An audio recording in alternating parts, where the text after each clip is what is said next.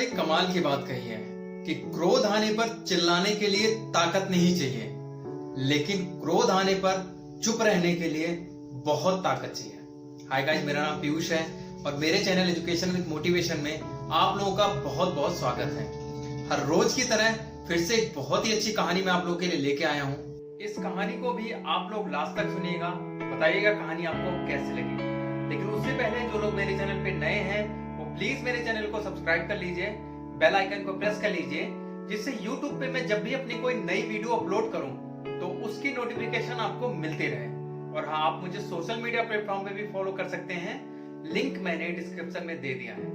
तो बिना देर किए हुए आइए कहानी शुरू करते हैं। कहानी बहुत ही ज्यादा अच्छी है, कहानी को आप स्किप मत करिएगा, कहानी आपको बहुत कुछ सिखाएगी।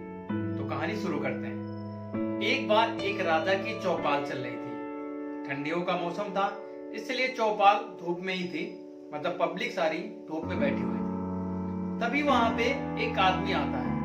तर्क वितर्क का सिलसिला चल रहा होता है, कोई कुछ कह रहा होता है, कोई कुछ पूछ रहा होता है, बहुत ज्यादा भीड़ रहती है। तभी वहां पे एक आदमी आता है और वो भीड़ में ही कहता है कि मैं राजा के पास आना चाहता हूँ। तो उससे पूछा जाता है कि तुम राजा के पास क्यों जाना चाहते हो? तो आदमी कहता है कि मेरे पास दो हीरे हैं, एक असली है, एक नकली है। अगर राजा मुझे ये बता देंगे कि कौन सा हीरा असली है, कौन सा नकली है, तो मैं ये हीरा राजकोष में दान कर दूंगा। लेकिन अगर राजा ये नहीं बता पाए तो इस हीरे के बराबर मैं राजा से दौलत लूंगा। राजा उसको परमिशन देते हैं कि ठीक है, तुम आ जाओ, हीरे को लेकर के हम बताएंगे कि कौन सा असली है, कौन सा नकली है। वो आदमी हीरा लेके राजा के पास आता है। राजा हीरे को देखते हैं और जो उनके महामंत्री होते हैं और जो उनके यहाँ के जौहरी होते हैं उनको बुला लेते हैं और सबसे बोल देते हैं कि तुम लोग जल्दी से इस हीरे में असली और नकली का फर्क करके बताओ। सब बड़े परेशान होते हैं, सब लग जाते हैं ये जानने के लिए कि कौन सा हीरा कौन सा असली है, कौन सा हीरा नकली है, लेकिन कोई पहचान नहीं पाता है।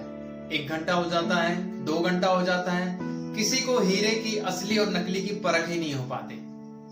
तभी वहां पे एक अंधा आदमी आता है, बुजुर्ग होता है।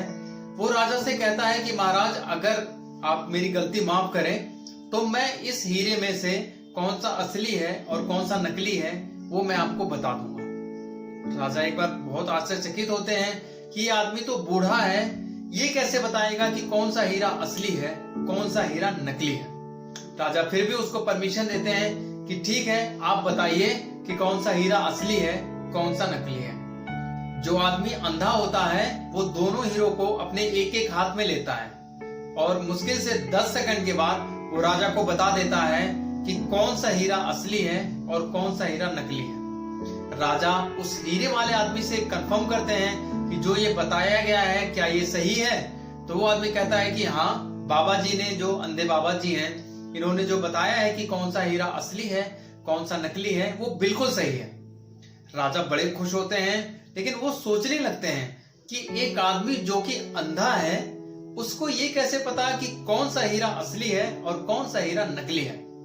सब सभा खत्म होती है, सब लोग अपने घर चले जाते हैं। राजा उस अंधे आदमी को अपने पास रोक लेते हैं। राजा उस अंधे आदमी से पूछते हैं कि बाबा, मुझे एक चीज समझ में नहीं आ रही कि आप दोनों आंखों से अंधे हैं और मेरे पास इतने बड़े अनुभवी लोग हैं जो असली और नकली की फर्क जानते हैं, वो भी नहीं बता पाए, और आप अंधे होकर के भी आपने ये कैसे बता दिया कि कौन सा हीरा असली है और कौन सा हीरा नकली है। तो अंधे बाबा कहते हैं कि महाराज, ये बहुत ही आसान है। मैंने दोनों हीरो को अपने एक एक हाथ में लिया और मैंने महसूस किया कि एक हीरा ठंडा था और एक हीरा गर्म था। हालांकि दोनों हीरे धूप में थे, लेकिन एक हीरा उसमें से ठंडा था और एक गर्म था। तो जो हीरा गर्म था वो कांच का बना था और जो हीरा ठंडा था वही असली हीरा था, क्योंकि हीरा कितनी भी आप गर्मी कर लो वो गर्म नहीं होता। राजा बहुत खुश होते हैं और उनको भी एक परख मिल जाती है कि आगे कभी उनको भी अगर हीरा जांचना हो तो उनकी भी समझ में आ जाता है कि हीरे को हम कैसे जांचेंगे। राजा उस बाबा जी को बहुत सारी मुद्राएं देते हैं और वो आदमी भी खुशी खुशी अपने घर चला जाता है। तो दोस्तों, ये कहानी आपको ये सिखाती है कि गुस्से की वजह से अगर आपके अंदर भी गर्मी आ जाए तो अपने आप को शांत रखिए। शांत रहने से आपकी समस्याएं उस टाइम तो नहीं, लेकिन कुछ ही समय के बाद सारी समस्याएं आपकी खत्म हो जाएंगी। आप अपने गुस्से को जितना ज्यादा कंट्रोल करेंगे, उसका जो रिजल्ट होगा वो बहुत ही ज्यादा पॉजिटिव होगा। गुस्से की वजह से आपको पता ही है कि रामायण भी हुआ था, महाभारत भी हुआ था। तो गुस्सा हमेशा आपकी जिंदगी को, आपके सामान को, आपकी प्रॉपर्टी को तबाह कर देता है। गुस्से की वजह से सामने वाले के साथ साथ आपका भी बहुत ही ज्यादा नुकसान होता है। तो आप अपने आप को शांत रखिए, गुस्से को कंट्रोल रखिए, क्योंकि गुस्सा करने में तो ताकत नहीं लगती, लेकिन गुस्सा कंट्रोल करने में बहुत ताकत लगती है। और जिस इंसान ने अपने गुस्से पे काबू पा लिया, वो जिंदगी में हमेशा खुश है। तो मेरी आपसे ये विनती है, मेरा एक रिक्वेस्ट है कि आप लोग भी अपने गुस्से को काबू में रखिए, क्योंकि गुस्से का रिजल्ट कभी अच्छा नहीं आया। आप चाहें तो इतिहास पलट के भी देख सकते हैं, बड़ी बड़ी लड़ाइयां सिर्फ गुस्से की वजह से हुई हैं। तो गाइस, आज से गुस्सा खत्म और अपने आप को शांत रखना सीखिए। तो गाइस, कहानी कैसे लगी? आई होप आपको अच्छी लगी होगी। अगर अच्छी लगी होगी तो कमेंट सेक्शन में जरूर बताइएगा। और हाँ, अगर आप में भी ये बात, तो सुनते रहिए हर रोज एक नई कहानी पीयूष के साथ, क्योंकि कहानियां कभी भूलती नहीं।